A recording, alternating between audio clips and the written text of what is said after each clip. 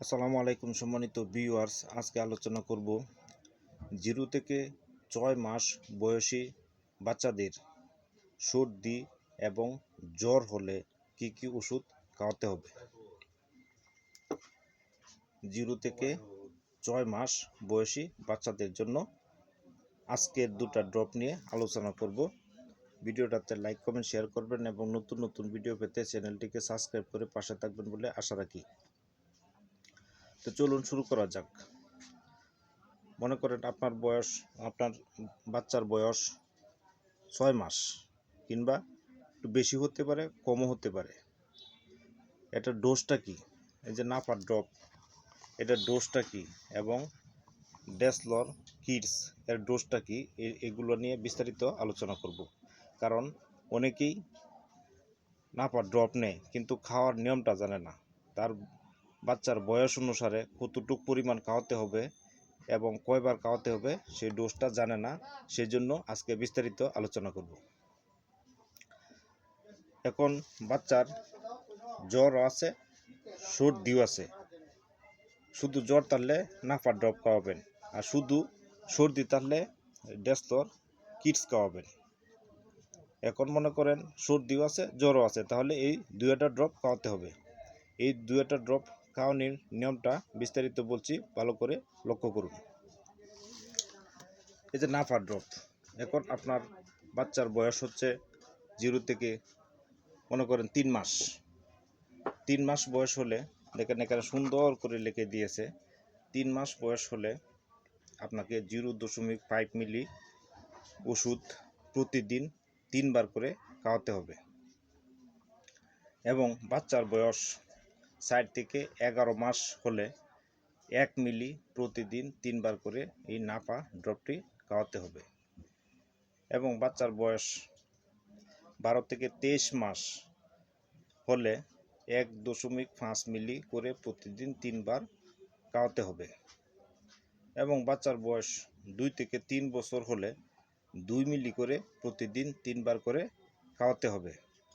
এবং বাচ্চার বয়স 4 থেকে 5 বছর হলে 3 মিলি করে দিনে 3 থেকে 4 বার খাওয়াতে হবে, জ্বরের তাপমাত্রার উপর নির্ভর করে। যদি তাপমাত্রা কম থাকে তাহলে 3 বার খাওয়ালেই হবে, যদি তাপমাত্রা বেশি থাকে তাহলে 4 বার করে খাওয়াতে হবে, মানে 6 ঘন্টা পর পর।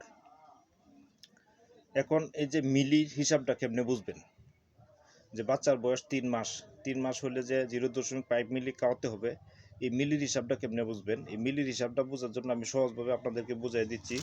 এই যে দেখেন, এই যে একটা ড্রপ, এই নাফা ড্রপের এর ভিতরে এই ড্রপটা দেওয়া থাকে। এই ড্রপটা বলছে পরিমাপটা। এখন মনে করেন আপনার বাচ্চার বয়স 3 মাস, তাহলে 5 মিলি খাওয়াতে হবে। এই যে দেখেন 5 মিলি সুন্দর করে লেখা আছে, এই যে 0.5 মিলি, এই যে 0.5 মিলি, 1 2 3 4 দাগ।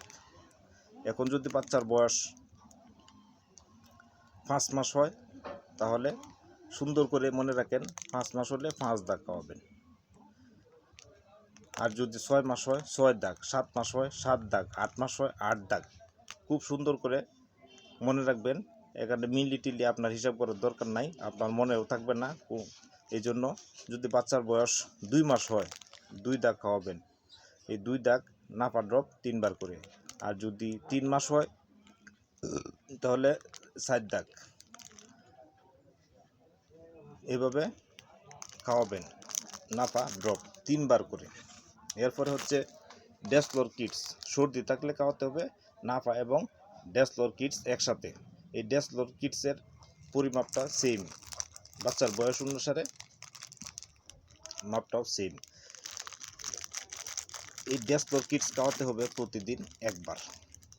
এখন আপনার বাচ্চার বয়স যদি 3 মাস হয় তাহলে 0.5 মিলি খাওয়াবেন প্রতিদিন একবার।